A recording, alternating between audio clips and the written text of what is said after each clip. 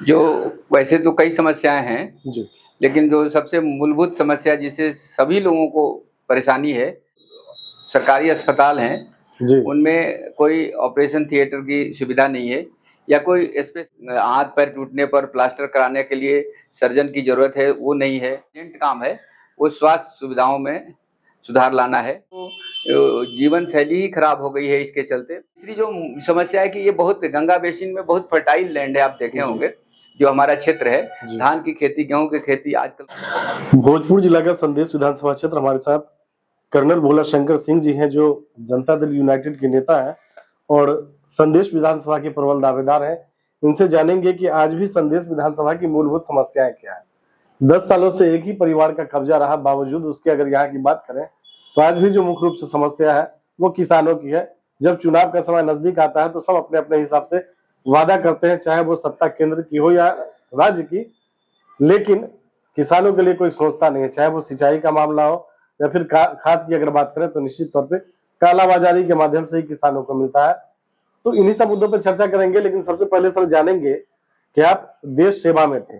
निश्चित तौर पे आपका जो सोच होगा वो बाकी लोगों से अलग होगा, आपका जो जज्बा होगा राष्ट्र प्रेम का होगा। आप जब उस क्षेत्र को, आपने देश सेवा पहले भी की और अभी भी उसी काम के लिए आए हैं, तो उसको छोड़ने के बाद आपने राजनीति को चुना। क्या लगता है संदेश में आज भी सबसे बड़ी और गंभीर समस्या क्या है, जिसका समाधान विगत कई वर्षों में नहीं हो पाया? जो वैसे तो कई समस्याएं हैं, जी, लेकिन जो सबसे मूलभूत समस्या जिससे सभी लोगों को परेशानी है, जी, वो है स्वास्थ्य की समस्या।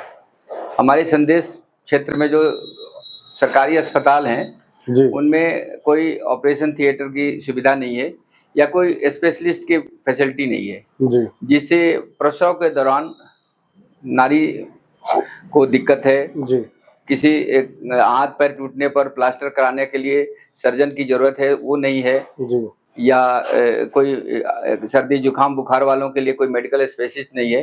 जी, तो सबसे पहले जो मैं समझता हूँ कि जो ज़्यादा अर्जेंट काम है, वो स्वास्थ्य सुविधाओं में सुधार लाना है।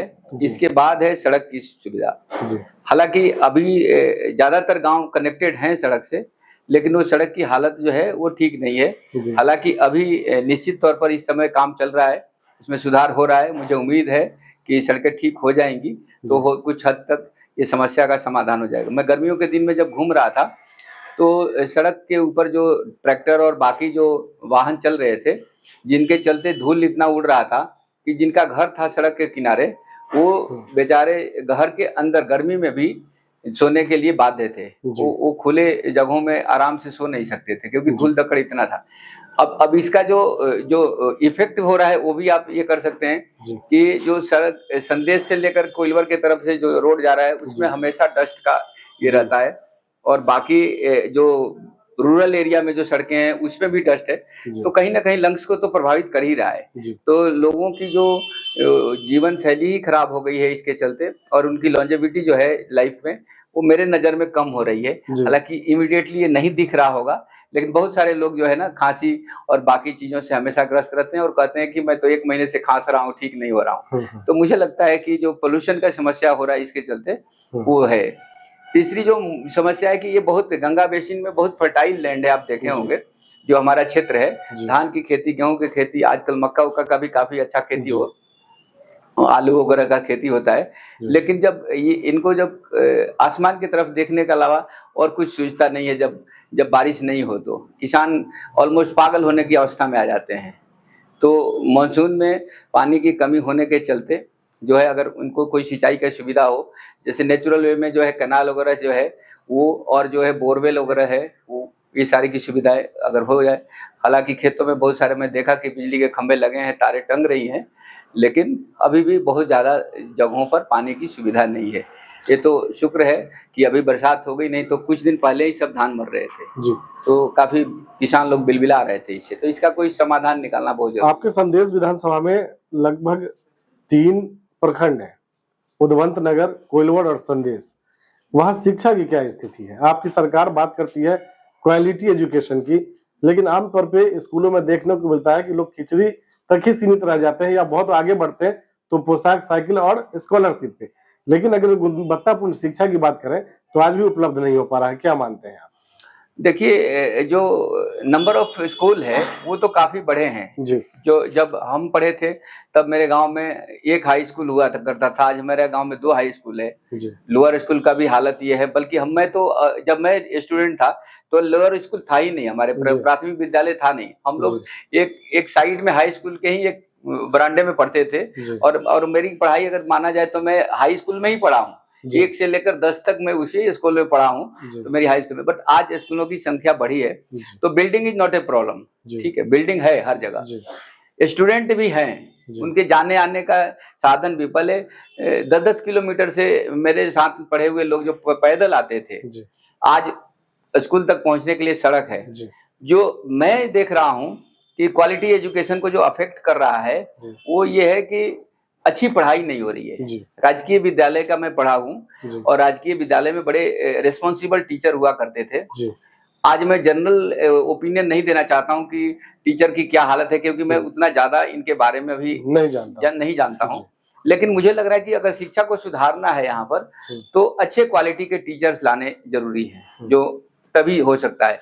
बाकी जो आपने बताया कि खाने पीने तक और फैसिलिटी लेने तक, जी कुछ हद तक ये भी सत्य है कि गार्जियन जो है बच्चों को इसलिए भेजते हैं कि उसके जो शिक्षा विभाग के थ्रू जो कुछ पैसे आते हैं तो उसको लेना है। बच्चा चाहे पढ़ रहा हो नहीं पढ़ रहा हो, बेरोजगारी की समस्या ऐसी है जी कि उसको पहले से ही पता है जी कि मुझे मैट्रिक करके या करने से पहले जी मुझे जा करके यहाँ से बिहार से बाहर जी किन्हीं फैक्ट्रियों में, जो छोटे छोटे कुटीर उद्योगों में ही जी मुझे योगदान देना है, तो पढ़ के क्या करूंगा, जी ऐसी मानसिकता है। इसको चेंज करना है और मैं कोशिश करूंगा कि बच्चों को उत्साहित करूं पढ़ने के लिए अच्छे से, और अच्छे शिक्षकों को यहाँ लाने के लिए मैं रिक्वेस्ट करूंगा कि कहीं से अच्छे शिक्षक जो है यहाँ पर लाया जा सके। आपकी सरकार का स्लोगन है 20 साल बेमिसाल, 2025 फिर से नीतीश।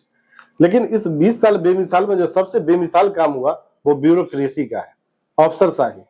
आज ये सच्चाई है कि थाना प्रभारी हो, ब्लॉक के एक वीडियो हो, सीओ हो, एक नेता की नहीं सुनते हैं। आम आदमी तो छोड़ दीजिए, अगर किसी की सुनते हैं या तो व्यक्तिगत उनका मामला होता है या फिर पैसे की बात आती है। आपको लगता है कि 2025 का विधानसभा चुनाव आपकी पार्टी के लिए, आपके गठबंधन के लिए अफसरशाही कहीं ना कहीं नुकसान पहुंचाएगी? कहीं न कहीं नुकसान पहुँचाएगी, ज़रूर पहुँचाएगी। ये कोई नई बात नहीं है। मुझसे भी इस तरह की बातें लोग कहते हैं कि हमें कोई नहीं सुनता है, ठीक है। लेकिन ये जो है वोट कम करके या पार्टी के अगेंस्ट वोट करने से ये समस्या का समाधान नहीं होगा। कई समस्याओं का समाधान पार्टी ने ढूँढा है, तो निकट भविष्य में हो सकता है इसका भी समाधान निकालेगा। ये समस्या तो है, इससे मैं इनकार नहीं कर सकता हूँ। ठीक है, अब नहीं सुनते हैं, सुनते हैं, इस समस्या का ये नहीं है, बट जिस जिस तरह से काम होना चाहिए सरकारी कार्यालयों में, उस तरह से काम शायद नहीं हो रहा है। जनता हर जगह जहाँ जाएंगे तो वहाँ ये जरूर बोलती है कि एक जाति प्रमाण पत्र बनाना हो या आय प्रमाण पत्र बनाना हो, तो उनको कई चक्कर काटने पड़ते हैं, तो असुविधा है। अब ये असुविधा चूंकि अधिकारी के चलते है या कर्मचारी के चलते है या लोकल जो बिचौलिए जो बोलते हैं कि हम बनवा देंगे आपका ये डॉक्यूमेंट ढूंढ के चलते हैं, इन सब चीजों पर नकेल लगाने की जरूरत है और किसी को परेशानी ना हो, ये सरकार से मैं भी दरखास्त करूंगा। और अगर मुझे मौका मिलता है तो एटलीस्ट मैं अपने कंस्टिट्यूएंसी में तो ये इंश्योर करूंगा कि इन सुविधाओं के लिए किसी को ज्यादा चक्कर ना लगाना पड़े। आज भी आपके विधानसभा में सार्वजनिक शौचालय की व्यवस्था नहीं है।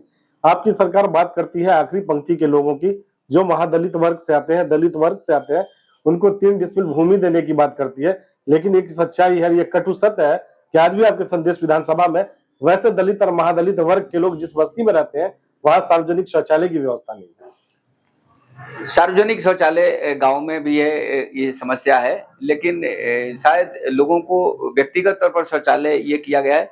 और कई जगहों पर मैंने देखा है कि उन्होंने शौचालय का पैसा जरूर लिया है, लेकिन घरों में शौचालय बनाए नहीं है, या बनाए भी हैं तो इस ढंग का है क्योंकि उसमें से 50% या कुछ पैसे शायद किसी और ने ले लिया। तो जिस स्टैंडर्ड का शौचालय होना चाहिए वो नहीं है। दूसरी बात की मानसिकता पर भी ये है, अगर कोई टोकाई करने वाला नहीं है, आपके घर के लोग बाहर मैदान में जाते हैं शौच के लिए और बगल वाला भी वही काम कर रहा है, तो कोई टोकाई करने वाला नहीं होगा। ऐसे समय में एक सामाजिक जागरण की भी जरूरत है कि शौचालय का प्रबंध होना चाहिए, और शौचालय अगर प्रबंध हो गया है तो उसका जो है यूज भी होना चाहिए। तो शौचालय जेन्युइन प्रॉब्लम मैं आपसे ये इत्तेफाक रखता हूँ कि है, इसमें सरकार के अलावा जनता का भी लैक ऑफ इंटरेस्ट है। आपकी सरकार ने शराब को बंद किया बिहार में, लेकिन उसका रिएक्शन ये हुआ कि शराब बंद तो नहीं हुआ, होम डिलीवरी की फैसिलिटी उपलब्ध है और इसका सबसे बड़ा साइड इफेक्ट जो है वो युवाओं पे गया। आज हर युवा सूखे नशे की चपेट में है, चाहे वो नशा जैसा भी हो। आपको लगता है कि शराबबंदी सफल नहीं होने की वजह से उसका रिएक्शन ऐसा हुआ? और आज अगर राजनीति की बात करें तो ऐसे बाहुबली लोग राजनीति में सक्रिय हुए हैं जिनकी उत्पत्ति शराब से ही होती है, जिसको शराब माफिया कह सकते हैं। आपको क्या लगता है, शराब बंद करने देने से बिहार का नुकसान हुआ, युवाओं का नुकसान हो रहा है या सही है? मैं शराब बंद करने से बिहार का एज ए होल और युवाओं का नुकसान, इस बात को वो नहीं करूंगा, रेटिफाई नहीं करूंगा, क्योंकि इंटेंशन जो लीडर का है जिसने शराब बंद किया है वो तो समाज में सुधार लाने के लिए इस काम को किया। अगर वो इसको पूरी तरह से कंट्रोल नहीं कर पा रहे हैं अपने तंत्र से, आप जैसा कि आप कह रहे हैं कि रेडली अवेलेबल हो जाता है, तो वो तंत्र को टाइट करने की जरूरत है। इसका कतई मतलब ये नहीं कि शराब नहीं बिक रहा है इसके चलते जुआ जो है खराब है। इसका मतलब आप ये कहना चाह रहे हैं कि शराब को अगर इजाजत दे दी जाए तो वो बाकी नशा का इस्तेमाल न करके शराब का लेकिन कहीं ना कहीं सूखे नशा की तरफ तो युवा बढ़ रहा है ना, सूखे नशा रिएक्शन तो हो ही रहा है। तो इसका मतलब इसमें लगाम के लिए तो सरकार को पहल करनी चाहिए ना। लगाम लगाने की है कि वो भी जहां से तस्करी हो रही है उसको भी रोकने की जरूरत है। इसका मतलब ये नहीं। तो ये आप मानते हैं कि सरकार का जो सिस्टम है, सरकार का जो आईबी है, सरकार की जो प्रशासन है, पुलिस है, वो विफल चल रही है? अब विफल नहीं है, लेकिन जिस तरह से इसको कंट्रोल करना चाहिए उसमें जरूर कमी है। अगर पुलिस प्रशासन टाइट होती इतना तो अवश्य इस पर नकेल लगाया जा सकता था। तो हो सकता है कि वो लोग भी कहीं ना कहीं इससे लाभ उठा रहे होंगे, है ना। तो इसके चलते हो रहा है। कुछ बेरोजगार युवाओं को थोड़ा सा इनकम के चलते आप कोई भी गलत काम के लिए आप उसको परसुएट कर सकते हैं, ये भी एक कारण है। बेरोजगारी के चलते भी है कि युवा जो है और काम ना करके हो सकता है कि शराब की तस्करी में आ रहे हो। बट जो है इंटेंशन जो है नीतीश कुमार जी का शराब बंद करने का, वो बढ़िया है, उसको मैं सपोर्ट कर रहा हूँ। अगर कहीं से शराब की तस्करी हो रही है तो उसको नकेल कसने की जरूरत है, और जो सूखा नशा की आप ये कर रहे हैं उसको किसी तरह से कंट्रोल किया जाए तो वो बढ़िया है। मैं पंजाब के कुछ गांवों में घूम रहा था अपने सर्विस के दौरान में, तो रात्रि में ट्रेनिंग के दौरान, तो वहां मैं देखा बहुत सारे लड़के जो है ना वो रात में अपने घर से बाहर घूम करके और तफरी कर रहे हैं। जब मुझसे पूछा गया तो बोला घर में कोई पूछने वाला नहीं है। क्यों? वो नशे में लड़का घूम रहा है, उसके घर वाले सोचते हैं कि जहाँ भी है। तो ऐसी स्थिति ना हो यहाँ पर युवाओं का, इसके लिए हर समय आदमी को जागरूक रहने। संदेश के लिए आपके पास क्या विजन है, क्या रोड मैप है आपका? संदेश के लिए मैंने विजन तो आपको बताया कि जो भी मूलभूत सुविधाएं हैं, स्वास्थ्य की सुविधा, संचार की सुविधा, रोड की सुविधा, बच्चों में एजुकेशन की सुविधा, गांव में सद्भावना की सुविधा, ये जो है नारी सशक्तिकरण में जहां तक हो सके, ये सारी चीजों को दुरुस्त करना ही मेरा विजन है। मैं आया ही हूँ, जब मैं बोला हूँ कि 37 साल देश का बाकी संदेश का, तो यहाँ मैं कोई मठिया में साधु बन के बैठने नहीं आया हूँ कि अब जितना लाइफ बचा है वो मैं संदेश में बैठा रहूंगा। जितना मेरा बल काम करेगा सुधार लाने के लिए किसी भी क्षेत्र का, वो मेरा मिशन है। संदेश को एक उन्नत जो है विधानसभा के तौर पर लाना, ये मेरी प्राथमिकता है। हम लोगों की सहयोग और शुभकामनाएं आपके साथ है। पार्टी आपको सिंबल देती है, जनता मौका देके अगर संदेश का विधायक बनाती है तो चुनाव जीतने के बाद आपकी सबसे पहली प्राथमिकता क्या होगी? चुनाव जीतने के बाद सबसे पहली प्राथमिकता मैंने पहले भी बताया, अभी भी बता रहा हूँ कि स्वास्थ्य की सुविधा और सिंचाई की सुविधा, क्योंकि रोड का मैं कुछ हद तक अब सेटिस्फाइड हूँ कि रोड की जो समस्या है वो हल हो जाएगा। चलिए, कर्नल भोला शंकर सिंह जी, हमसे बात करने के लिए बहुत बहुत धन्यवाद। You are welcome, thank you, धन्यवाद।